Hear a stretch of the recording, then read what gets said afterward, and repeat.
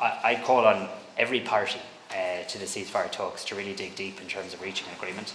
I think when Secretary Blinken makes the point that this may be the final opportunity, or he used words to that effect, to get a ceasefire deal, I think we should reflect seriously in relation to that. Can the Irish government do more? I ask myself that every single day, and I mean that very sincerely. I find the scenes that are happening in the Middle East to be grotesque and almost unimaginable in terms of the scale of catastrophe, violence. I've called it a war on children. I believe it to be that. The actions of Israel are utterly disproportionate. I'm also very conscious, though, that when it comes to things like trade and the likes, that is done at an EU level. And be clear, I do not believe the world, including the European Union, has done enough to bring about a ceasefire.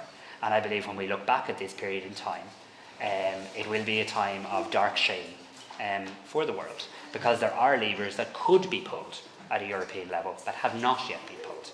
And before people start saying, well, the President of the Commission could do this, the President of the Commission, the Member States of the European Union could do this.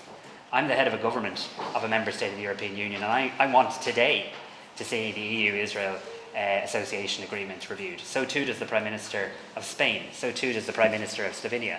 I hope other colleagues will join us, should these talks not progress in the hours and days ahead, because that is a very practical measure that we can take. And what message do we send out to the world when we have human rights clauses in trade association agreements that don't seem to kick in? I mean, they're not there just to make the document longer. They have to have meaning. And I love the European Union. I'm a passionate pro-European.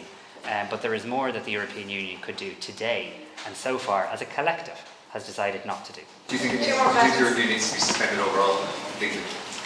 I think that there's a process.